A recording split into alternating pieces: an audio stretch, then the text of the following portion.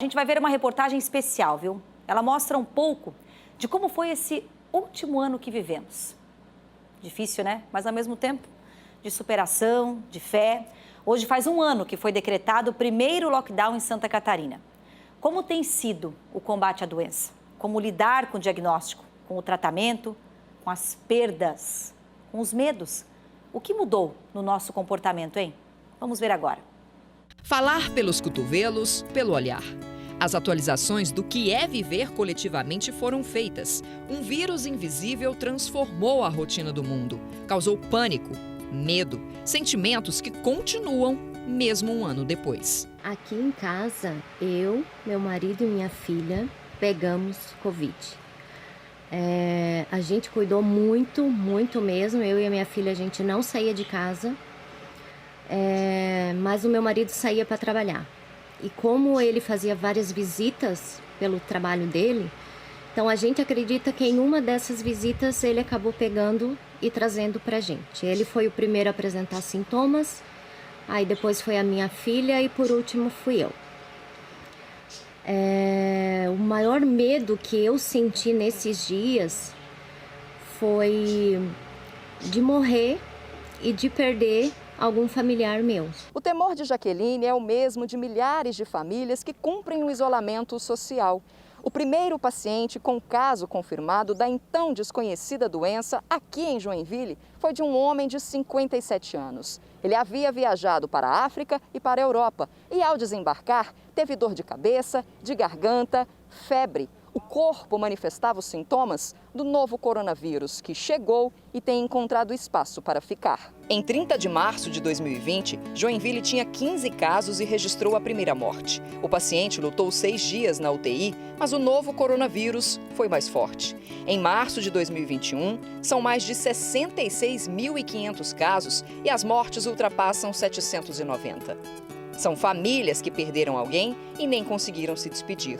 São moradores e empresários que sofrem com as medidas restritivas dos decretos como lockdown, limitações de horários, de público, fechamento de comércio. A cidade ficou em silêncio e voltou aos poucos com as flexibilizações. Um ano em que todos foram obrigados a se esconder e ver o tempo passar. Mas o que será que o ano de 2020 ensinou? A gente percebeu que a gente não é nada. Tu pode ter dinheiro, tu pode ter tudo que tu tiver, mas infelizmente quando bater alguma coisa em ti, tu não é nada. Vai todo mundo para o mesmo lugar, sofrer do mesmo jeito, então realmente é para aprender a viver. Comportamentos como esse de andar sem máscara, promover e participar de festas clandestinas, se aglomerar. Cenas que perturbam ainda mais quem está na linha de frente, exausto, correndo riscos e contra o tempo para modificar o cenário. Leitos foram abertos, mas a fila por vaga só aumenta. As fiscalizações acontecem, mas alguns empresários repetem o erro até terem um empreendimento interditado. A gente não pode mais tratar o Covid como uma estratégia temporária, de momento. A gente precisa inserir ele no contexto da nossa vida. E aí também vale para tudo. Quando eu voltar à minha rotina, você não vai voltar à sua rotina. Eu não vou voltar tão cedo a ter uma aglomeração de festa, de rave, de balada, de casamento, de corte da gravata. Não vai. Não vai conseguir. Vai ter momentos que a disseminação vai estar menor e aí a gente vai conseguir fazer uma confraternização. Aí há momentos que a disseminação vai estar maior e não vai conseguir fazer, ou seja, tem que reaprender esse processo. Então, isso a gente já está fazendo agora. Cortar a identificação amarrada no pulso e cruzar a catraca. O significado para Rodrigo transborda em lágrimas, dele e da família. Foram 80 dias dentro do hospital. Era véspera de Natal quando ele buscou atendimento. 2 dias depois foi entubado. E assim permaneceu até o dia 13 de fevereiro. Teve 2 inícios de paradas cardiorrespiratórias. Emagreceu 30 quilos. Na última sexta-feira, ouviu a frase de alívio: "Você venceu a Covid-19. No dia que ele internou, eu que fui levar as roupas para ele, né? Porque ele primeiro foi para o quarto. E antes dele ir para o quarto, ele passou na triagem novamente para tirar a temperatura. E eu que estava lá na hora, na recepção, e ele só deu um tchauzinho.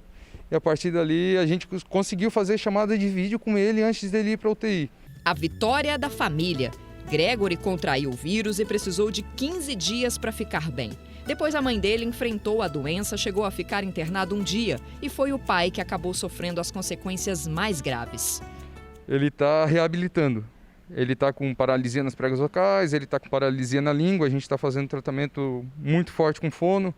O físio é todo dia. Tem dias que ele fica triste, tem dias que ele não entende o porquê que aconteceu com ele, tem dias que ele fala que ele está incomodando, tem dias que ele realmente não acorda bem, triste, chora, conversou com alguém, ele chora. O emocional dele está bem abalado, ele está com bastante trauma ainda do que ele viveu. Rodrigo teve Covid quando o vírus parecia estar um pouco mais controlado. Mas começou 2021 e vieram as mutações, variações mais perigosas do mesmo coronavírus. Novas cepas já circulam e são mais transmissíveis e letais. A curva do contágio cresceu em 3 meses de 29 mil casos para 65 mil. E o número de mortes mais que dobrou entre novembro do ano passado e março desse ano. O avanço dos números provoca a falta de leitos de UTI e o resultado final é o desespero de quem não consegue atendimento.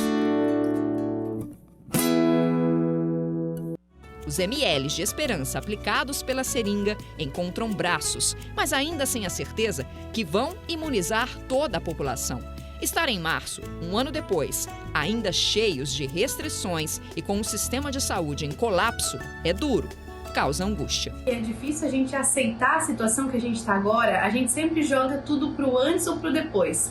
E a aceitação incondicional é você entender assim, existe alguma coisa que eu possa fazer agora para essa situação? Se existe, eu vou fazer. Se não existe, eu vou praticar a aceitação incondicional, lidar com a minha frustração. Você pode se cuidar, você pode cuidar das pessoas que você ama e pode manter a sua saúde mental. E para a pandemia não completar outro ano com mais tragédias e a sensação de que não estamos fazendo nada para aproveitar a vida. Eu ainda acredito na sensibilização do ser humano, eu acredito no ser humano, na pessoa. Eu ainda trabalho que a gente precisa fortalecer os vínculos de sociedade. Pensar no próximo. Então, a pessoa tem que criar consciência.